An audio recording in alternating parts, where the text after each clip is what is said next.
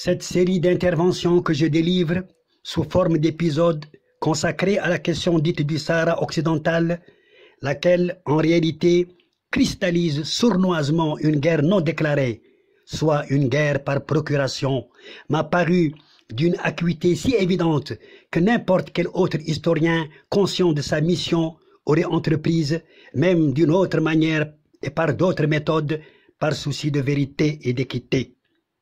Même s'il n'y voyait pas une injustice pour son propre pays, a fortiori quand il estime être le cas dans le cas d'espèce. Du reste, l'actualité brûlante dans laquelle s'est trouvée brusquement la question du Sahara, par le fait algérien, depuis notamment l'automne dernier, 3 ans après le retour du Maroc à l'Afrique institutionnelle, ne peut laisser personne indifférent. En l'occasion, les premiers mots du discours du roi Mohamed VI demeureront gravés dans la mémoire des Africains. Il est beau le jour où l'on rentre chez soi, après une trop longue absence. Il est beau le jour où l'on porte son cœur vers le foyer aimé. L'Afrique est mon continent et ma maison. Je rentre enfin chez moi et vous retrouve avec bonheur. Vous m'avez tous manqué.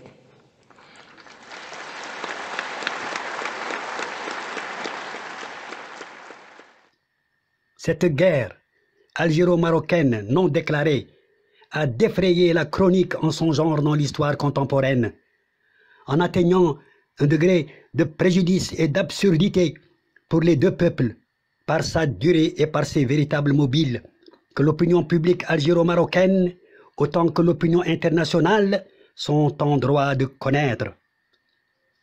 L'avènement du président Tebboune représente l'actuelle phase du conflit, marquant des péripéties successives où s'assemblent parfois l'inexactitude des faits déclarés, la virulence de l'expression et la falsification de l'histoire, dont je parlerai dans un épisode à part. Comment pourrait-on se montrer insensible à des tentatives de défigurer l'image du Maroc par la fausseté en altérant la vérité? Comment pourrait-on se rendre complice de tels méfaits par le complot du silence? En effet, Tebboune, dans sa période pré-présidentielle, va se lancer dans un élan assez verbalement violent, visiblement inamical, pour ne pas dire provocateur envers le Maroc. D'autres le qualifieront même de haineux, inaugurant ainsi un processus d'animosité sans précédent envers le Maroc, par le rythme et le niveau d'intensité de son déroulement, sous les critères de la chronologie et la méthode. J'ai esquissé dans la précédente vidéo la manière dont le président Tebboune a diablement chaussé les bottes de Boumedienne dès le 1er mai 2020. Nous allons tenter dans la première partie de cet épisode de démontrer davantage l'ultra-boumediénisme du successeur de Bouteflika à l'encontre de l'unité territoriale du Maroc, dans un engagement politique passionnel et passionné à l'égard du Polisario et de la RASD, dans le sillage du régime algérien depuis le printemps 1976. Nier cette réalité relèverait de l'hypocrisie, tant les arguments qui la soutiennent abondent à l'esprit averti. Pour cristalliser le début de son engagement politique sur la question du Sahara occidental dans le sens que je viens de signaler, Tebboune n'y va pas tout droit, en commençant sa campagne électorale en novembre 2019. Non, il l'entame plutôt indirectement, par la question des frontières fermées entre les deux pays sur décision algérienne en août 1994. non pas pour répondre favorablement aux nombreux appels de l'État marocain à leur réouverture, comme l'espéraient les deux peuples, et l'espèrent encore, mais pour réitérer les anciennes conditions algériennes de dérobade en la matière. Et, sans prélude ni transition intelligible de tous, il passera alors à la question du Sahara dès son élection, non sans surprise, sur le ton, la forme, le fond et les gestes. Comme si le problème frontalier n'était qu'une introduction, mais stratégiquement nécessaire. Toutefois, nous allons tenter de déchiffrer ici les aspects concernant cette introduction à travers 3 rencontres médiatiques, évoquant l'idée de rouvrir les postes frontaliers entre les 2 riverains. Commençons sans plus tarder.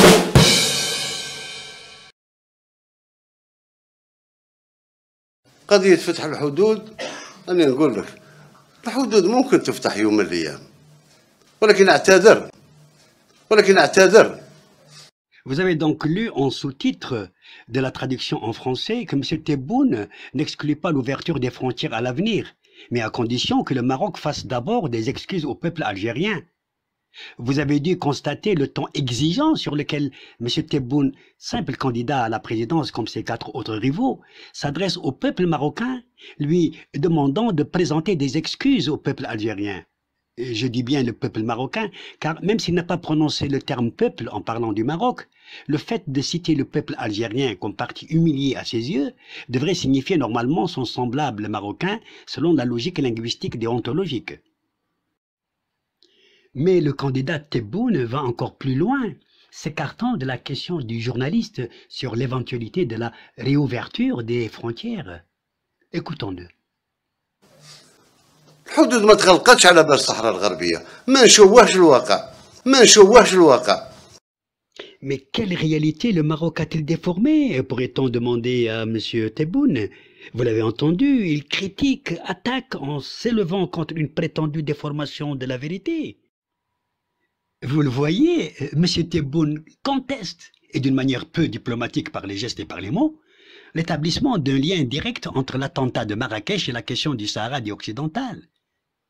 Mais selon les sources dont nous disposons, le Maroc n'a jamais officiellement affirmé l'existence d'un tel lien, pas plus que ne l'eussent prétendu officiellement les prédécesseurs de Tebboune sous cette forme de contestation.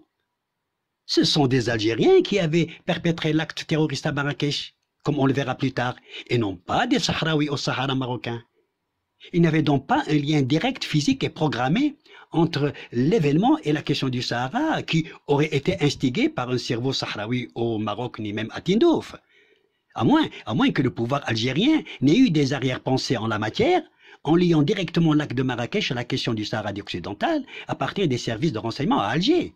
Et ce serait alors une autre hypothèse parmi les facteurs explicatifs dont la certitude de l'algérité du crime et non de sa marocanité, comme l'a prétendu M. Tebboune dans l'une de ses conférences de presse. On y reviendra ultérieurement. Dans la conférence de presse qu'il organise le 13 décembre 2019, en sa qualité de candidat victorieux des élections présidentielles, M. Tebboune reçoit la question suivante de la part de journalistes. Question programmée à l'avance ou pas, la voici en tout cas. في السياسة الخارجية وعلاقتك بدول الجوار المغرب مثلا قلت في حملتك إنه يجب أن يعتذر أولا قبل البدء في الحديث عن أي تطبيع أو أي فتح للحدود مثلا المغلقة منذ عام 94. حبيت نعرف فقط ما هي استراتيجية السيد عبد المجيد تبون في السياسة الخارجية دول الجوار. Traduction de la question. En politique étrangère et en relation avec les États voisins, par exemple pour le Maroc, vous avez dit lors de votre campagne électorale qu'il doit d'abord présenter des excuses avant d'entamer toute forme de normalisation ou de discussion pour l'ouverture des frontières fermées depuis 1994. Je voudrais savoir quelle est la stratégie de M. Tebboune en matière de politique étrangère vis-à-vis des riverains. Réponse de M. Tebboune. أنني حساس إلى أقصى درجة لما يتعلق الأمر بالسيادة الوطنية. ما نغفر حتى الواحد للتدخل أو للمس بالسيادة نتاعنا. ما نغفر حتى الواحد للتدخل أو للمس بالسيادة نتاعنا. Voici la traduction de cette réponse. Je suis sensible à l'extrême degré de sensibilité quand il s'agit de la souveraineté nationale de l'Algérie. Je ne pardonnerai à personne de s'immiscer dans nos affaires ou de porter atteinte à notre souveraineté. Mais à quelle forme d'immixtion marocaine dans les affaires algériennes Tebboune faisait-il allusion? Et par quel acte le royaume du Maroc aurait-il porté atteinte à la souveraineté nationale de l'Algérie? Mais c'est le monde à l'envers, c'est le monde à l'envers, avec une réponse de tout travers. Lequel des deux États s'ingère dans les affaires de l'autre, en lui reprochant de construire une simple caserne militaire sur son propre territoire, à Gerada? Lequel des deux États porte atteinte à la souveraineté nationale de l'autre, en soutenant un mouvement séparatiste dénommé Polisario? L'on me dirait, mais M. Tebboune ne visait peut-être pas le Maroc par les propos précités. Je répondrais alors que même sans le citer par son nom, c'est bien le Maroc qui est pointé. D'abord parce que les propos de M. Tebboune sont les premiers mots prononcés illico en réponse aux journalistes dont la question, on l'a vu, concernait particulièrement le royaume.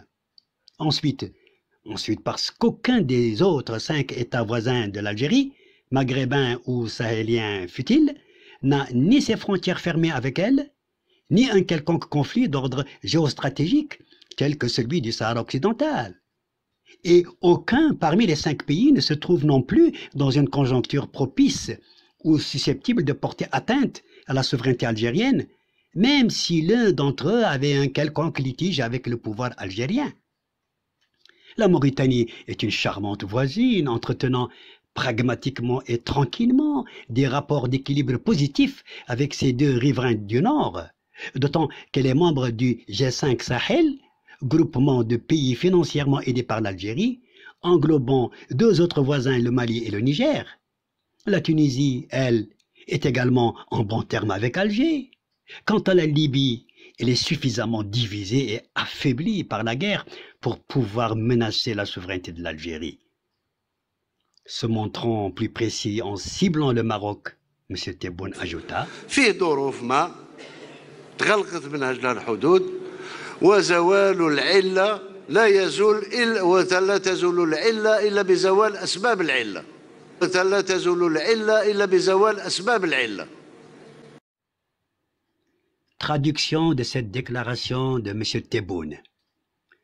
Il y a eu des circonstances particulières dans lesquelles les frontières ont été fermées, mais une maladie ne disparaît qu'avec l'élimination de ses causes. Là encore, un nuage d'imprécision que cristallise cette citation métaphorique vient brouiller le point de clarté contenu dans la première phrase, en offrant à l'esprit plusieurs interprétations. Car si la notion de fermeture des frontières indique bien les 2 États concernés dans la région, quelle signification Tebboune donne-t-il au terme circonstances particulières et maladie dans le cas d'espèces dont nous parlons? Ces termes ne pourraient pas signifier logiquement l'établissement de visas décidé par les autorités marocaines en réaction, je dis bien en réaction, à l'acte terroriste de Marrakech. En revanche, si cet acte-là, lui-même, signifiait les termes circonstances particulières et maladie employés par M. Tebboune, ce qui semblerait d'ailleurs être l'expression allégorique la plus appropriée, le racine devrait donc être arraché en Algérie afin d'éviter la répétition de tels drames au Maroc par des futurs terroristes algériens. C'est seulement de cette manière que l'on comprendrait mieux l'élimination d'une maladie par la suppression de ses causes.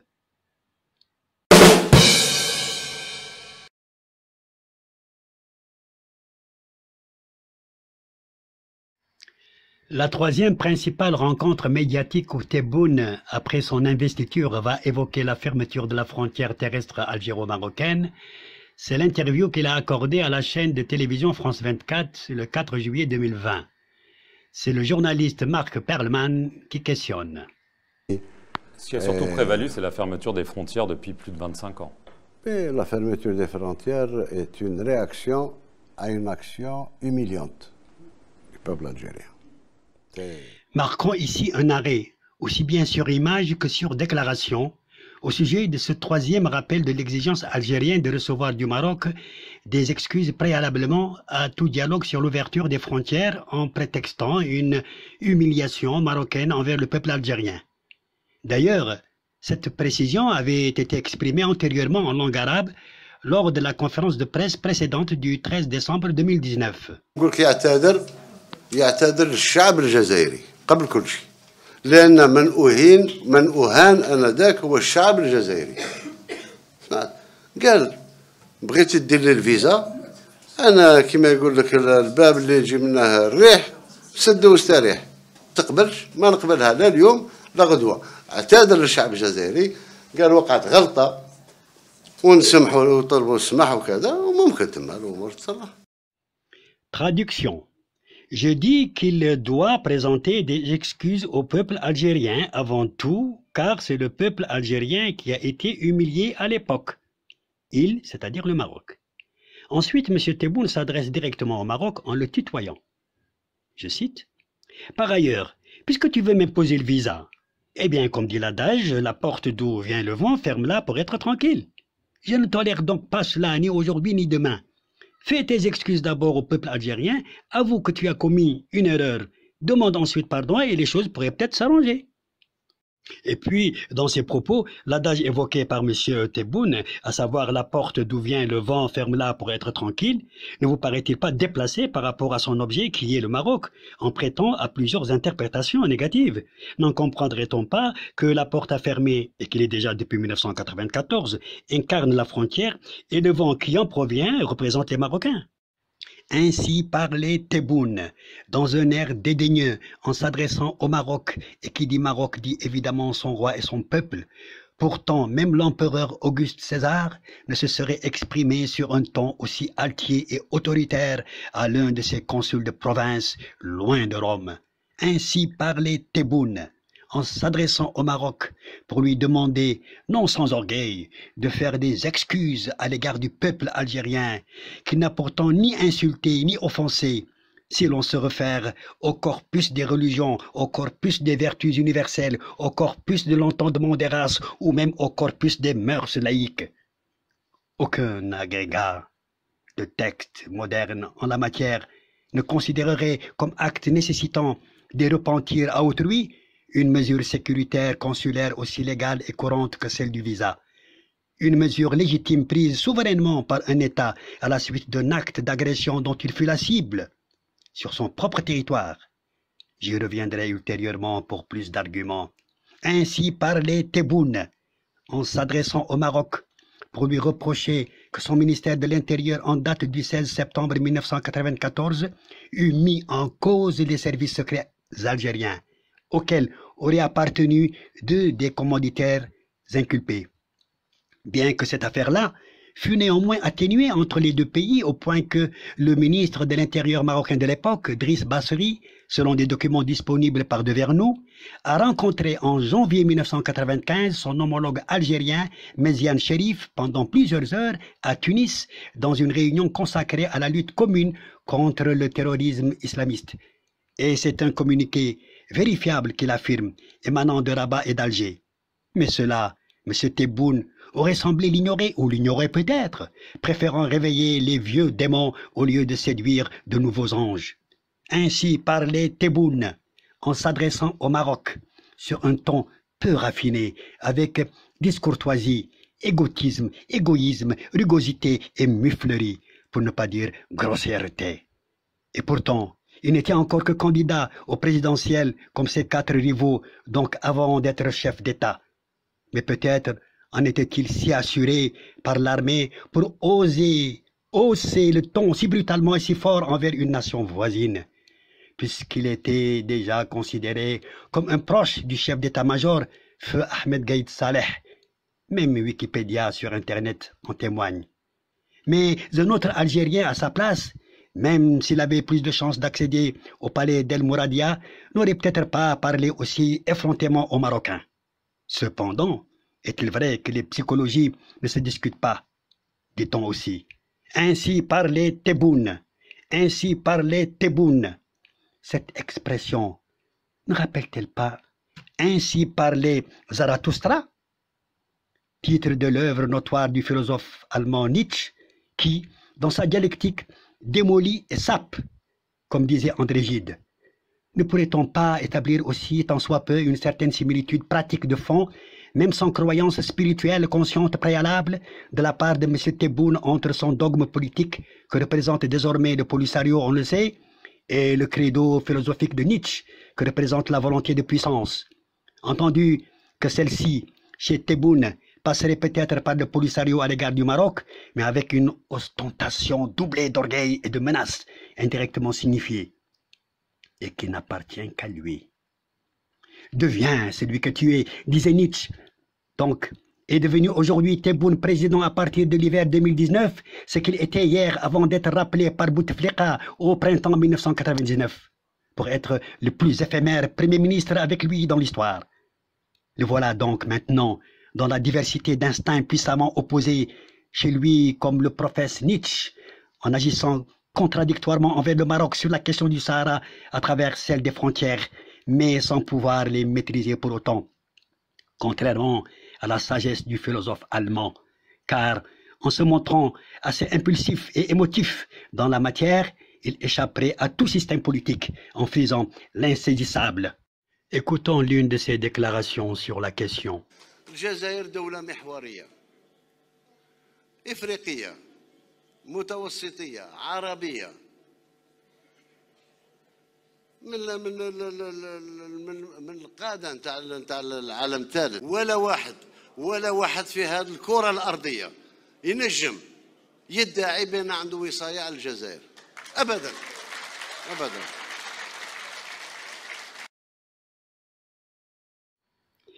La volonté de puissance chez Nietzsche peut habiter les gouvernants, mais devrait-elle l'être discrètement sans vantardise, même en cas de puissance effective? Devrait-elle l'être aussi sans l'intention de soumettre les autres peuples? Cela dit, M. Tebboune avait-il besoin, en parlant du Maroc, de tirer vanité de la position géopolitique de son pays, en soulignant qu'aucune puissance sur la planète ne pourra mettre l'Algérie sous sa tutelle? Le Maroc a-t-il jamais cherché à le faire? Demandons l'histoire. Rappelons enfin qu'en proie à la folie, Nietzsche a fini sa vie sans pratiquer le pouvoir de sa philosophie. Ceux qui voudront l'incarner en exerçant le pouvoir risqueraient le pire. L'histoire l'a démontré. Finalement, quels que soient les secrets, les arrière-pensées et les conséquences des attitudes politiques chez M. Tebboune, candidat à la présidence, puis président de l'Algérie, une réalité est bien certaine, celle de s'escrimer à attaquer le Maroc par la question de la fermeture des frontières, en continuant de l'offenser, plus que jamais, sur son intégrité territoriale, à travers les 3 principales rencontres médiatiques que nous avons vues, c'est-à-dire depuis novembre 2019 jusqu'aujourd'hui encore.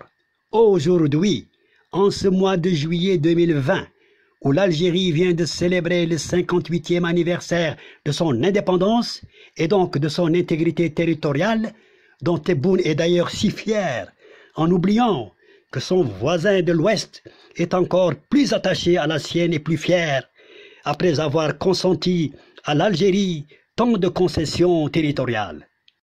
Au prochain épisode, si Dieu l'admet, je l'espère.